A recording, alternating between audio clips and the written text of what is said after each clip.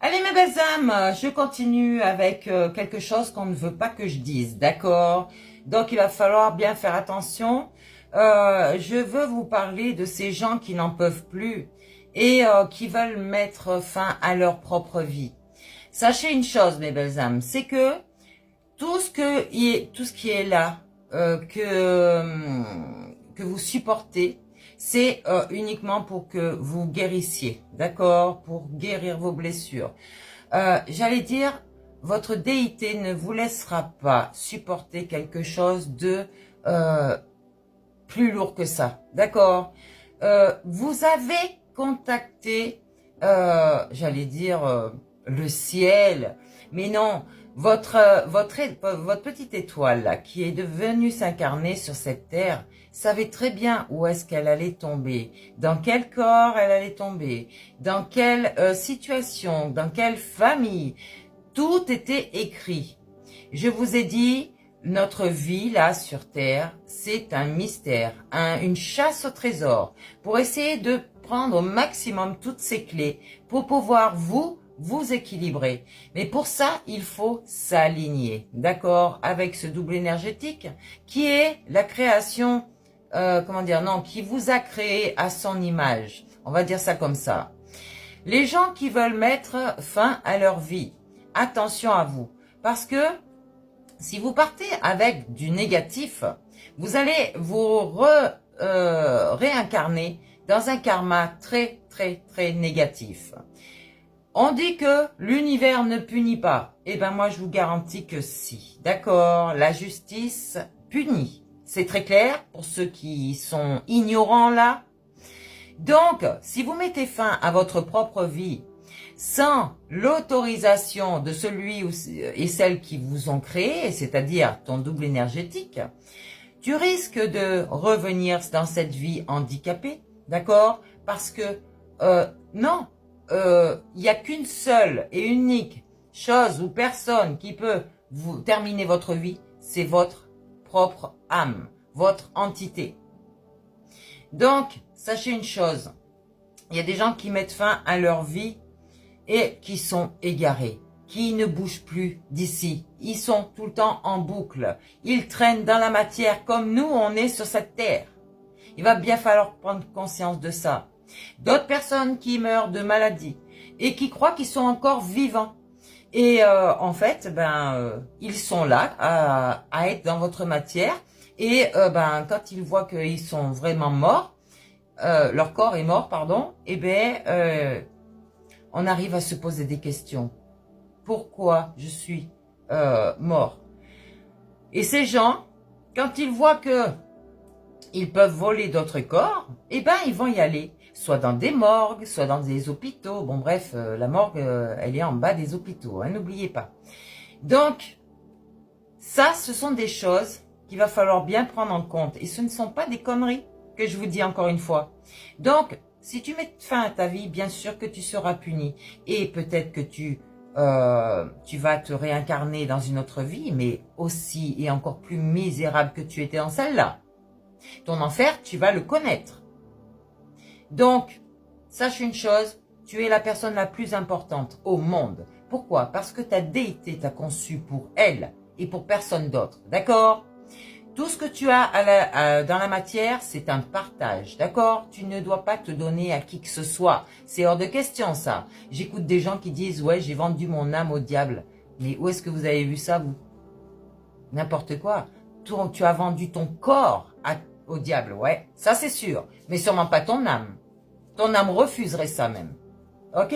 Sauf que toi, avec ton mental malade, et égaré forcément, tu as accepté de fermer ton cœur. Tu veux plus ouvrir ton cœur. Donc, c'est pour ça qu'on dit que vous avez vendu votre âme au diable. Parce que vous avez accepté de fermer votre cœur pour vous-même, pour pouvoir vous donner à d'autres personnes. Attention aux mots que vous utilisez. Attention à ce que vous entendez. Et maintenant, vous vous sentez en injustice parce que vous avez vu les vérités? Tu crois que quoi? Pourquoi tous les chanteurs, tous les gens qui sont derrière l'écran de la télé, c'est très dur de rentrer là-dedans. Il faut que tu acceptes certaines choses, n'est-ce pas? Ah ouais. Et ces gens, après, ils s'étonnent de voir des choses bizarres dans leur vie. Chaman, si toi tu es ton médium, si toi tu t'aimes, si toi tu te priorises et que tu vis ta propre vie, d'accord, en partageant dans la matière, mais pas en te donnant, eh ben tu vas vivre au paradis. C'est ce que je veux te dire, c'est ce que la Bible dit, d'accord? Et c'est une vérité. Quand tu regardes l'histoire de Jésus, Jésus était un voleur. Il est tombé pour ça dans sa nuit noire de l'âme aussi. Il a reçu le baptême pour s'équilibrer, pour s'aligner. Le baptême, c'était dans l'eau, en immersion.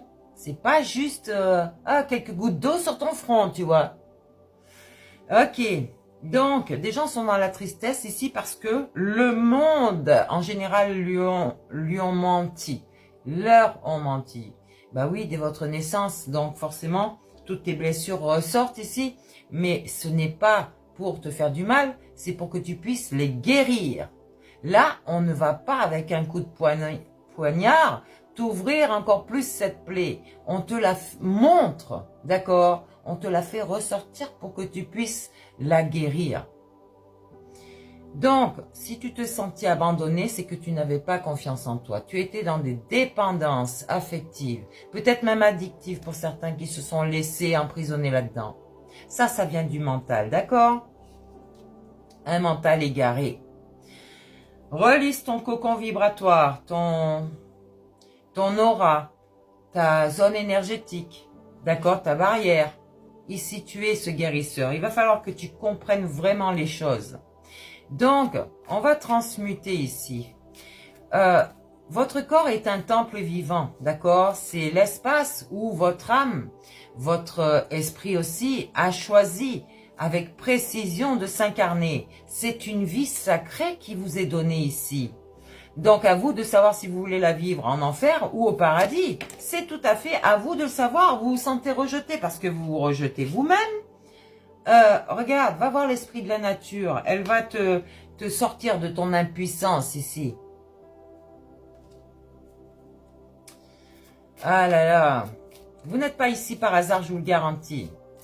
Vous avez accepté cette incarnation, d'accord? Vous avez signé ce contrat. Vous saviez où est-ce que vous allez tomber, dans cette famille, dans tous ces défis, sur ce chemin initiatique là. Vous le saviez, c'est écrit, d'accord? Mais en fait, il y a rien de, comment dire, qui peut montrer que tu dois souffrir, d'accord? C'est toi, ton corps humain, ton mental toxique qui t'a fait sortir de ta route. Donc, reviens dans ton centre, sur ton axe, le chemin du milieu. Tu es ce médium, tu es ce chaman. Et j'allais dire à quelque part que ton désespoir là que tu as eu, c'est pas une faute, mais il va falloir revenir sur le chemin du milieu pour que tu puisses te réaligner. Ton être spirituel t'accompagne, il te soutient aussi, il te relève en te révélant. Ok?